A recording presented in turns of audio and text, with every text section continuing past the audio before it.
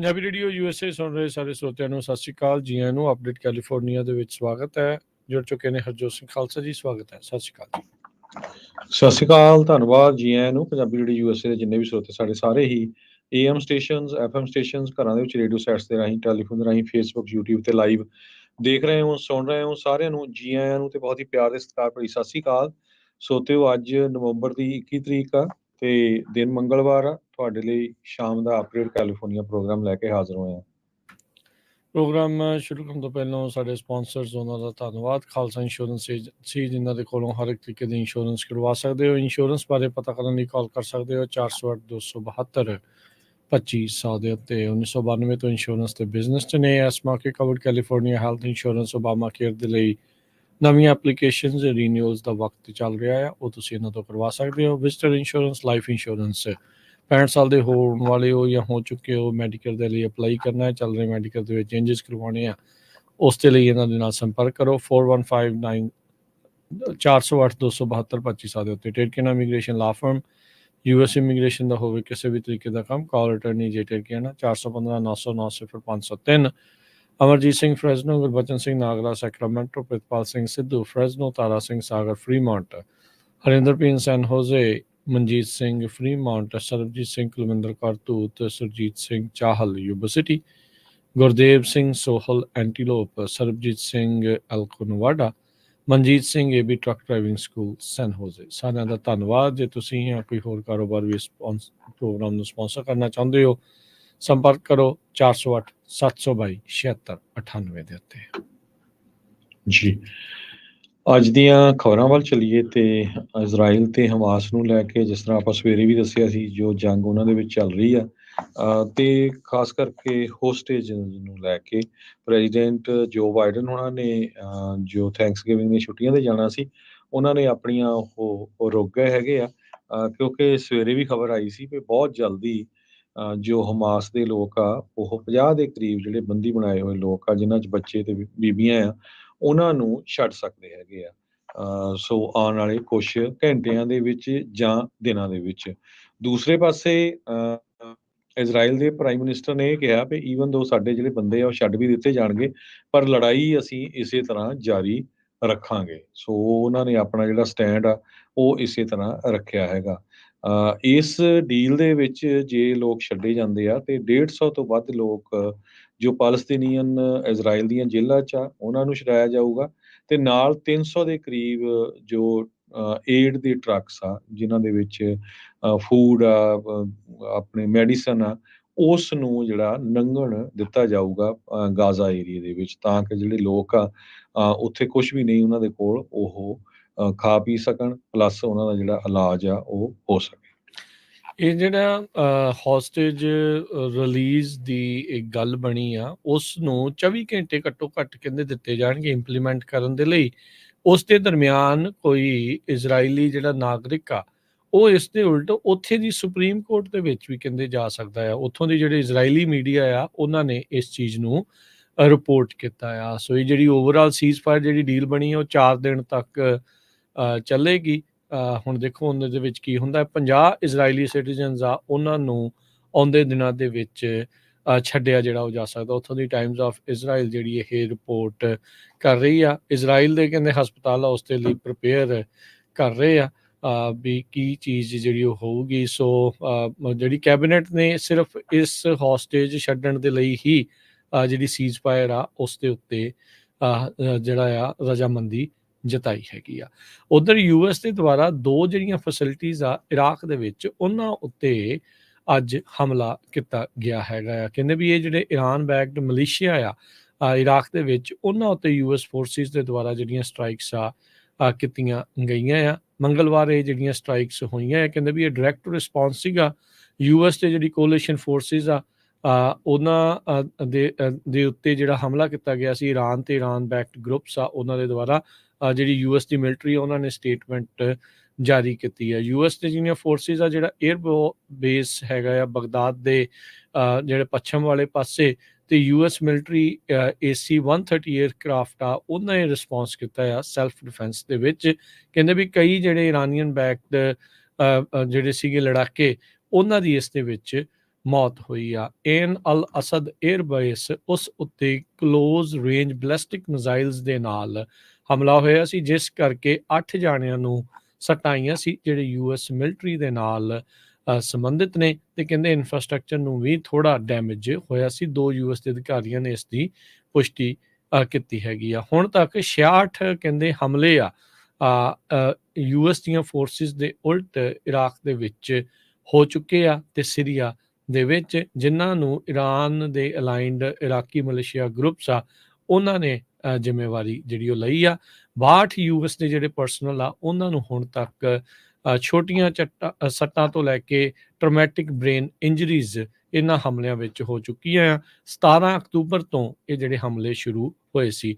ਬੀਤੇ ਦਿਨਾਂ ਦੇ ਵਿੱਚ ਇੱਕ ਇਜ਼ਰਾਈਲ ਦਾ ਝੰਡਾ ਲਹਿਰਾਏ ਹੋਏ ਸਮੁੰਦਰੀ ਜਹਾਜ਼ ਜਿਹੜਾ ਉਹ ਲੰਘ ਰਿਹਾ ਸੀਗਾ ਯਮਨ ਦੇ ਨਜ਼ਦੀਕ, ਜਿੱਥੇ ਹੌਥੀ ਮਲੇਸ਼ੀਆ ਗਰੁੱਪ ਆ ਉਹਨਾਂ ਦੇ ਦੁਆਰਾ ਹੈਲੀਕਾਪਟਰ ਦੇ ਨਾਲ ਉੱਥੇ ਉਤਰ ਕੇ ਉਸ ਨੂੰ ਬੰਦੂਕ ਦੀ ਨੋਕ ਤੇ ਆਪਣੇ ਕਬਜ਼ੇ ਵਿੱਚ ਲੈ ਲਿਆ ਗਿਆ। ਤੇ ਇੱਕ ਜਿਹੜੀ ਤਸਵੀਰ ਵੀਡੀਓ ਉਹ ਵੀ ਕਾਫੀ ਜ਼ਿਆਦਾ ਵਾਇਰਲ ਹੋ ਰਹੀ ਸੀ, ਜਿੱਥੇ ਇਦਾਂ ਦੇ ਹੀ ਇੱਕ ਹੋਰ ਸ਼ਿਪ ਨੂੰ ਜਿਹੜੀ ਆ ਅੱਗ ਲੱਗੀ ਵੀ ਦਿਖਾਈ ਗਈ ਸੀ। ਇਸੇ ਤਰ੍ਹਾਂ ਅੱਜ ਯੂਐਸ ਦੀਆਂ ਫੋਰਸਸ ਨੇ ਇਰਾਨ ਬੈਕ ਜੋ ਮਲੇਸ਼ੀਆ ਗਰੁੱਪ ਆ ਇਰਾਕ ਦੇ ਵਿੱਚ ਉਹਨਾਂ ਦੇ ਅਗੇਂਸਟ ਸਟ੍ਰਾਈਕ ਕੀਤਾ ਹੈਗਾ। ਯੂਐਸ ਕਈ ਦਿਨਾਂ ਤੋਂ ਇਸ ਨੂੰ ਜਿਹੜਾ ਬਚਾ ਰਿਹਾ ਸੀ ਵੀ ਨਾ ਹੀ ਉਸ ਪੋਲੀਟੀਕਲ ਟਰਮਾਇਲ ਦੇ ਵਿੱਚ ਐਂਟਰ ਹੋਇਆ ਜਾਵੇ, ਪਰ ਕਹਿੰਦੇ ਇਰਾਕ ਦੇ ਜਿਹੜੇ ਪ੍ਰਾਈਮ ਮਿਨਿਸਟਰ ਮੁਹੰਮਦ ਸ਼ੀਆ ਅਲ ਸੁਡਾਨੀ ਹੈਗੇ ਆ, ਉਹਨਾਂ ਦੇ ਕੋਲ ਬਾਹਲਾ ਕੰਟਰੋਲ ਨਹੀਂ ਹੈਗਾ ਇਰਾਨੀਅਨ ਬੈਕਡ ਜੋ ਮਲੇਸ਼ੀਆ ਗਰੁੱਪ ਆ। ਸੋ ਉਹਨਾਂ ਨੇ ਯੂਐਸ ਦੀਆਂ ਫੋਰਸਸ ਦੇ ਉੱਤੇ ਇਰਾਕ ਦੇ ਵਿੱਚ ਅਟੈਕ ਕੀਤਾ ਸੀ। ਸੋ ਉਸ ਦੇ ਸੰਬੰਧ ਦੇ ਵਿੱਚ ਯੂਐਸ ਨੇ ਅੱਜ ਉਹ ਜਿਹੜੀਆਂ ਫੋਰਸਸ ਆ ਵਿਦਿਨ 24 ਆਵਰਸ ਉਹਨਾਂ ਦੇ ਉੱਤੇ ਅਟੈਕ ਕੀਤਾ ਹੈਗਾ। ਜੀ, ਅਗਲੀ ਖਬਰ ਜਿਹੜੀ ਅਲਾਸਕਾ ਤੋਂ ਆ ਰਹੀ ਆ, ਉੱਥੇ ਇੱਕ ਕਾਫੀ ਵੱਡਾ ਲੈਂਡ ਸਲਾਈਡ ਹੋਇਆ ਆ, ਮਾਊਂਟੇਨ ਜਿਹੜੀ ਕਹਿ ਲਓ ਵੀ ਤਿਲਕੀ ਆ, ਜਿਹਦੇ ਕਰਕੇ ਇੱਕ ਜਣੇ ਦੀ ਮੌਤ ਦੀ ਪੁਸ਼ਟੀ ਹੋਈ ਆ ਤੇ 5 ਜਣੇ ਅਜੇ ਵੀ ਲਾਪਤਾ ਦੱਸੇ ਜਾਂਦੇ ਆ। ਰੈਂਗਲ ਕਰਕੇ ਜਿਹੜਾ ਇਲਾਕਾ ਆ ਉਸ ਦੇ ਲਾਗੇ ਸੋਮਵਾਰ ਦੀ ਰਾਤ ਨੂੰ ਇਹ ਕਾਫੀ ਵੱਡਾ ਲੈਂਡ ਸਲਾਈਡ ਵਾਪਰਿਆ ਹੈਗਾ ਆ। ਜ਼ਿਮੋਵੀਆ ਹਾਈਵੇ ਜਿਹੜਾ ਉੱਥੇ ਮਾਈਲ 11 ਆ ਉਸ ਦੇ ਲਾਗੇ ਇਹ ਲੈਂਡ ਸਲਾਈਡ ਜਿਹੜਾ ਉਹ ਵਾਪਰਿਆ। ਇੱਕ ਘਰ ਕਹਿੰਦੇ 3 ਘਰ ਸੀਗੇ ਇਸ ਦੇ ਡਾਇਰੈਕਟ ਪਾਥ ਦੇ ਵਿੱਚ, ਲੈਂਡ ਸਲਾਈਡ ਦੇ ਰਸਤੇ ਦੇ ਵਿੱਚ 2 ਮਾਊਂਟੇਨ ਸਾਈਡ ਤੇ ਇੱਕ ਵਾਟਰ ਸਾਈਡ ਵਾਲੇ ਪਾਸੇ ਸੀਗੇ। ਇਹ ਤਿੰਨੇ ਜਿਹੜੇ ਇਸ ਦੇ ਵਿੱਚ ਨਸ਼ਟ ਹੋਏ ਆ। ਇਹ ਮੰਨਿਆ ਜਾ ਰਿਹਾ ਅਧਿਕਾਰੀਆਂ ਦੇ ਦੁਆਰਾ ਉਸ ਟਾਈਮ ਜਿਹੜਾ ਮਾਊਂਟੇਨ ਸਾਈਡ ਵਾਲੇ ਘਰ ਆ ਉਹ ਖਾਲੀ ਸੀਗੇ, ਪਰ ਫਿਰ ਵੀ ਇੱਕ ਜਣੇ ਦੀ ਮੌਤ ਹੋਈ ਆ। 5 ਜਣੇ ਜਿਹੜੇ ਜ਼ਖਮੀ ਵੀ ਹੋਏ ਆ, 3 ਤੇ 2 ਜਿਹੜੇ ਨਾਲ ਜ਼ਖਮੀ ਲਾਪਤਾ ਦੱਸੇ ਜਾ ਰਹੇ ਆ। 5 ਜਿਹੜੇ ਉਹ ਲਾਪਤਾ ਨੇ, ਜਿਨ੍ਹਾਂ 'ਚ 3 ਜਿਹੜੇ ਅਡਲਟ ਨੇ ਤੇ 2 ਜੁਵਨਾਈਲਸ ਦੱਸੇ ਗਏ ਨੇ। ਜੀ, ਅਗਲੀ ਖਬਰ ਵੱਲ ਚਲੀਏ। ਕੈਲੀਫੋਰਨੀਆ ਦੇ ਵਿੱਚ ਆ ਰਹੀ ਹੈਗੀ ਆ ਵੀ ਇੱਕ ਐਸਪਾਇਰਿੰਗ ਐਕਟਰ 33 ਸਾਲਾਂ ਦਾ, ਉਹ ਕੈਲੀਫੋਰਨੀਆ ਦੇ ਹਾਈਵੇ ਜਿਹੜਾ 105 ਆ ਉੱਥੇ ਤੁਰਿਆ ਜਾ ਰਿਹਾ ਸੀ, ਕਿਉਂਕਿ ਉਹਨੂੰ ਕੁਛ ਮੈਂਟਲ ਇਸ਼ੂ ਸੀ। 33 ਸਾਲਾਂ ਦਾ ਸੀ ਤੇ ਪੁਲਿਸ ਵਾਲਿਆਂ ਦੇ ਨਾਲ ਉਹਦੀ ਜਿਹੜੀ ਝੜਪ ਹੋ ਗਈ ਤੇ ਪੁਲਿਸ ਵਾਲਿਆਂ ਨੇ ਗੋਲੀ ਨਾਲ ਮਾਰ ਦਿੱਤਾ। ਜੈਸੀ ਡੋਮਿੰਗਸ 33 ਸਾਲਾਂ ਦਾ ਹਾਈਵੇ 105 ਦੇ ਉੱਤੇ ਲਾਸ ਐਂਜਲਸ ਏਰੀਏ ਦੇ ਵਿੱਚ ਦੇਖਿਆ ਗਿਆ ਸੀ। ਲੋਕਾਂ ਨੇ ਜਦੋਂ 911 ਕਾਲ ਕੀਤੀ ਵੀ ਹਾਈਵੇ ਤੇ ਕੋਈ ਬੰਦਾ ਜਾ ਰਿਹਾ ਆ, ਉਹ ਤੋਂ ਬਾਅਦ ਜਿਹੜੀ ਆ ਪੁਲਿਸ ਵਾਲਿਆਂ ਨਾਲ ਝੜਪ ਹੋਈ, ਕਿਉਂਕਿ ਉਹਦੇ ਕੋਲ ਵੀ ਇੱਕ ਜਿਹੜੀ ਆ ਟੇਜ਼ਰ ਗਨ ਸੀਗੀ। ਹੋਮਲੈਸ ਸ਼ੈਲਟਰ 'ਚ ਰਹਿੰਦਾ ਸੀ, ਕਹਿੰਦੇ ਵੀ ਮੈਂਟਲੀ ਥੋੜਾ ਅਪਸੈਟ ਸੀਗਾ, ਹਾਲਾਂਕਿ ਉਹ ਆਪਣੇ ਆਪ ਖੁਦ ਐਕਟਰ ਬਣਨਾ ਚਾਹੁੰਦਾ ਸੀ। ਉਹਦੇ ਸੰਬੰਧ ਦੇ ਵਿੱਚ ਕੈਲੀਫੋਰਨੀਆ ਦੇ ਅਟਾਰਨੀ ਜਨਰਲ ਨੇ ਹੁਣ ਇਨਵੈਸਟੀਗੇਸ਼ਨ ਸ਼ੁਰੂ ਕਰ ਦਿੱਤੀ ਹੈ, ਡਿਪਾਰਟਮੈਂਟ ਆਫ ਜਸਟਿਸ ਨੇ।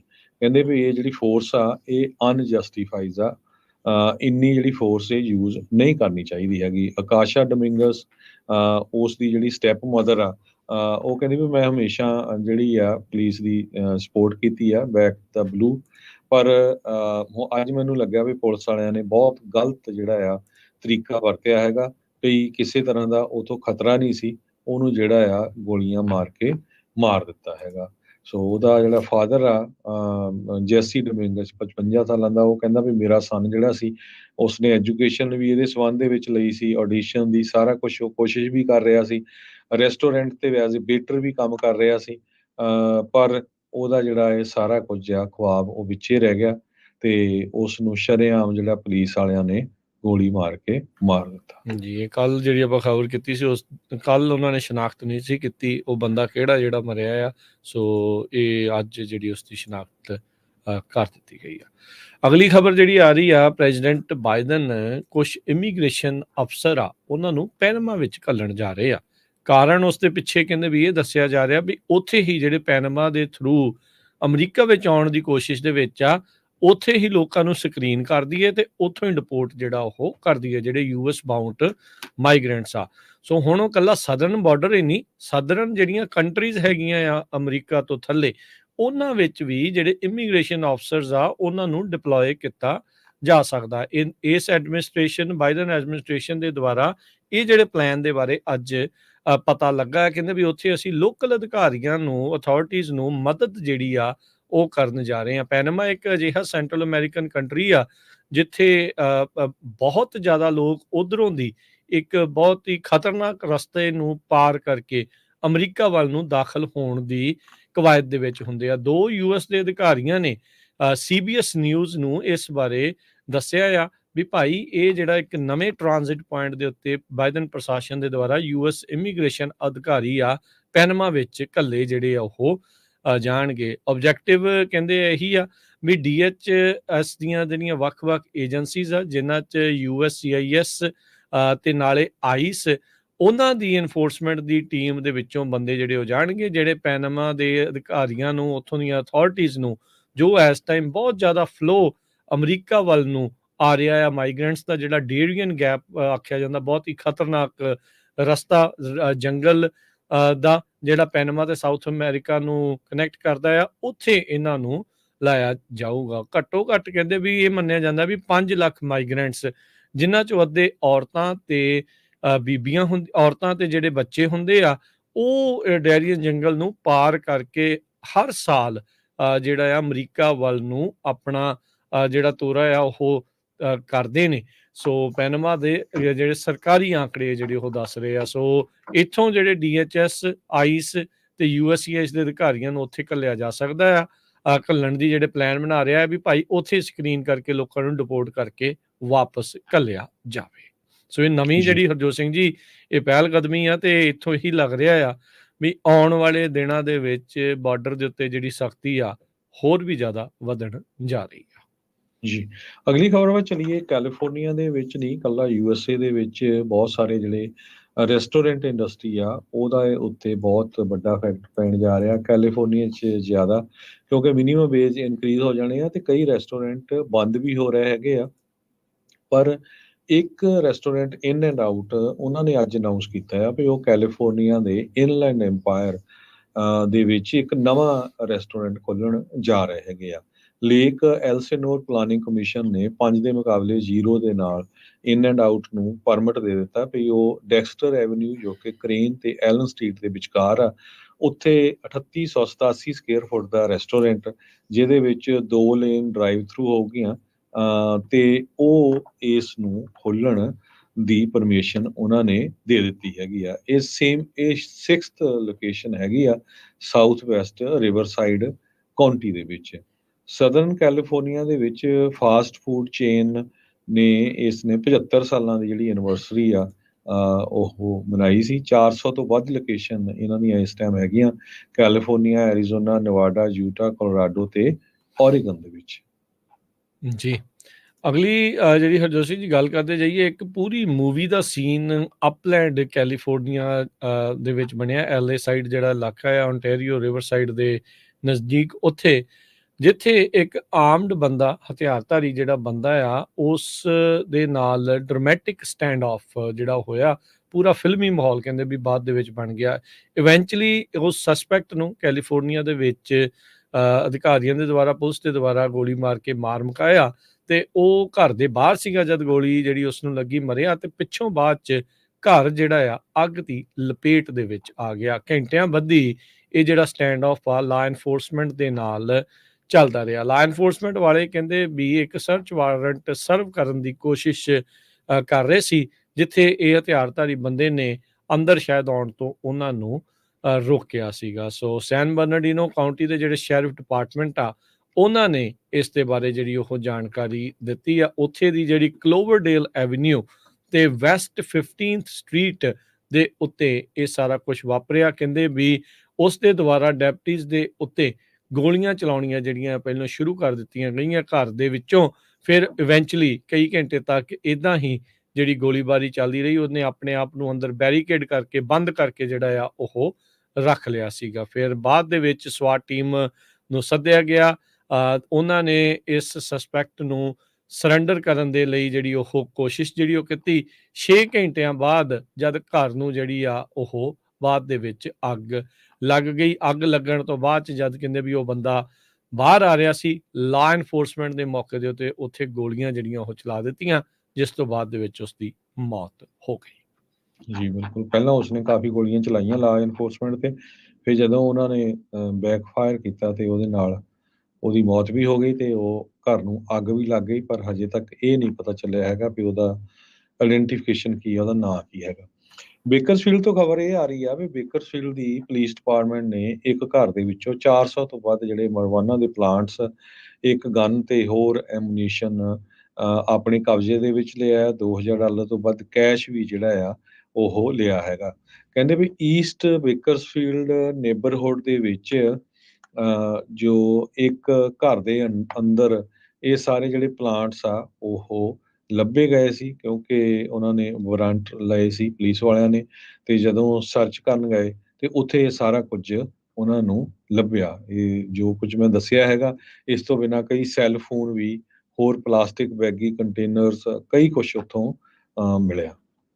ਜੀ, ਅਗਲੀ ਗੱਲ ਜਿਹੜੀ ਕਰੀਏ, ਮੰਟੀਕੇ ਦੇ ਵਿੱਚ ਖਬਰ ਆ ਰਹੀ ਆ, ਉੱਥੇ 4 ਜਣੇ ਫੱਟੜ ਹੋਏ ਆ ਜਦ ਇੱਕ ਨਸ਼ੇ ਦੇ ਵਿੱਚ ਮੰਨਿਆ ਜਾ ਰਿਹਾ ਜਿਹੜਾ ਡਰਾਈਵਰ ਆ, ਉਸ ਨੇ ਮੰਟੀਕੇ ਦੇ ਪੀਜ਼ਾ ਰੈਸਟੋਰੈਂਟ ਦੇ ਵਿੱਚ ਆਪਣੀ ਗੱਡੀ ਜਿਹੜੀ ਉਹ ਵਾੜ ਦਿੱਤੀ। ਐਕਸੀਡੈਂਟ ਜਿਹੜਾ ਉਹ ਹੋ ਗਿਆ।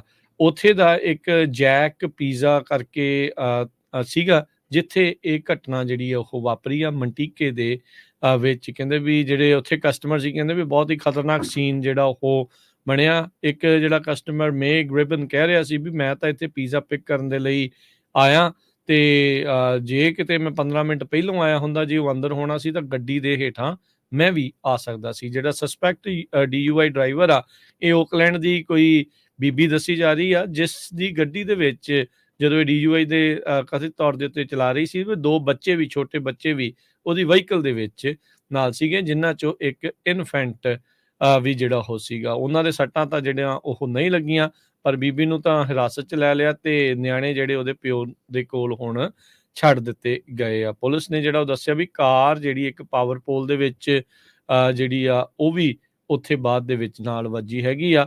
ਸੋ ਸਿੱਧਾ ਪੀਜ਼ੇ ਦੇ ਵਿੱਚ ਹੀ ਜਿਹੜੀ ਹਰਜੋਤ ਸਿੰਘ ਦੀ ਇਸ ਬੀਬੀ ਨੇ ਗੱਡੀ ਜਿਹੜੀ ਉਹ ਚਾੜ ਦਿੱਤੀ ਤੇ ਹੁਣ 4 ਜਣੇ ਜ਼ਖਮੀ ਹੋਏ ਆ। ਜੀ, ਕੈਲੀਫੋਰਨੀਆ ਦੇ ਕਲੋਵਿਸ ਸ਼ਹਿਰ ਦੇ ਵਿੱਚ ਬਹੁਤ ਬਿਜ਼ਨੈਸਿਸ ਨਵੇਂ ਮੂਵ ਹੋ ਰਹੇ ਆ।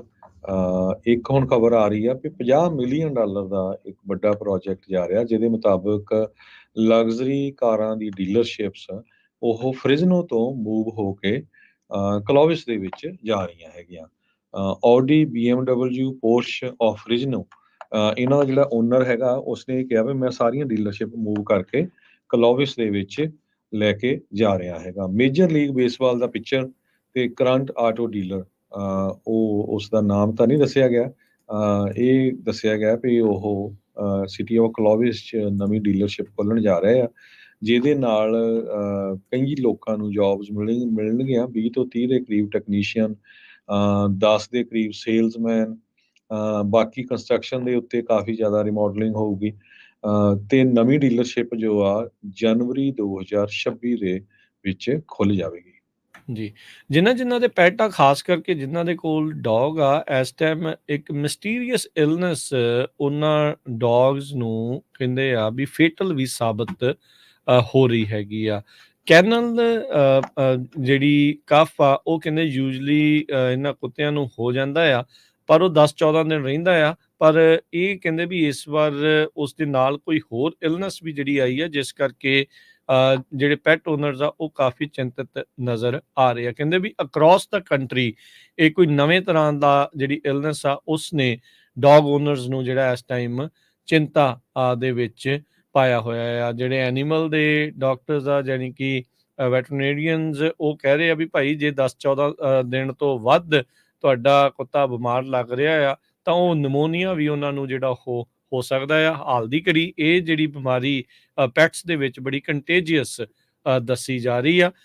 ਤੇ ਕਹਿੰਦੇ ਵੀ ਜੇ ਕੁਝ ਵੀ ਲੱਗਦਾ ਤੇ ਭਾਈ ਤੁਰੰਤ ਵੈਟਰਨੇਰੀਅਨ ਦੇ ਨਾਲ ਤੁਸੀਂ ਸੰਪਰਕ ਕਰੋ।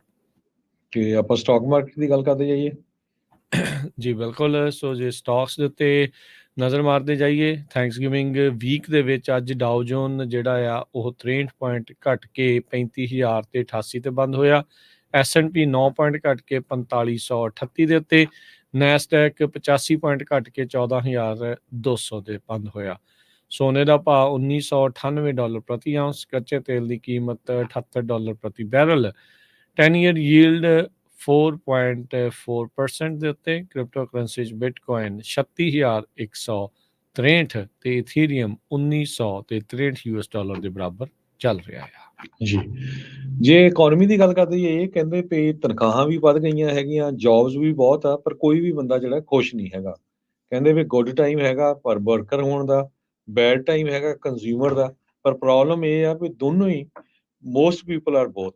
ਸੋ ਇਹ ਜਿਹੜੀ ਸਿਚੁਏਸ਼ਨ ਇਸ ਟਾਈਮ ਦੇ ਉੱਤੇ ਬਣੀ ਹੋਈ ਆ, ਸੁਪਰ ਐਕਸਪੈਂਸਿਵ ਜਿਹੜਾ ਸਾਰਾ ਕੁਝ ਹੈਗਾ ਆ। ਸੋ ਈਵਨ ਦੋ ਲੋਕਾਂ ਦੀਆਂ ਇਨਕਮ ਵੀ ਵਧੀਆ ਆ, ਜੌਬਸ ਵੀ ਹੈਗੀਆਂ, ਪਰ ਲੋਕ ਇਸ ਗੱਲੋਂ ਔਖੇ ਬਹੁਤ ਹੈਗੇ ਆ ਵੀ ਇੰਨੀ ਜ਼ਿਆਦਾ ਮਹਿੰਗਾਈ ਕਿਉਂ ਹੈਗੀ ਆ। ਤੇ ਜੇ ਕਰੰਸੀ ਦੀ ਗੱਲ ਕਰਦੇ ਜਾਈਏ, $1 ਦੇ ਬਰਾਬਰ ਇੰਡੀਆ ਦੇ 83 ਰੁਪਏ ਤੇ 22 ਪੈਸੇ ਰਹੇ ਆ। $1 ਦੇ ਬਰਾਬਰ ਪਾਕਿਸਤਾਨ ਦੇ 285 ਰੁਪਏ 75 ਪੈਸੇ ਤੇ $1 ਦੇ ਬਰਾਬਰ ਕੈਨੇਡਾ ਦੇ $1 ਤੇ 37 ਸੈਂਟ। ਇੱਥੇ ਪ੍ਰੋਗਰਾਮ ਦੀ ਸਮਾਪਤੀ ਆ। ਮੇਰੇ ਰਾਜਕਰਮਜੀਤ ਸਿੰਘ ਵੱਲੋਂ ਤੇ ਹਰਜੋਤ ਸਿੰਘ ਵੱਲੋਂ ਸਭ ਨੂੰ ਪਿਆਰ ਭਰੀ ਸਤਿ ਸ੍ਰੀ ਅਕਾਲ। ਸੁਣਦੇ ਰਹੋ, ਦੇਖਦੇ ਰਹੋ ਪੰਜਾਬੀ ਰੇਡੀਓ US।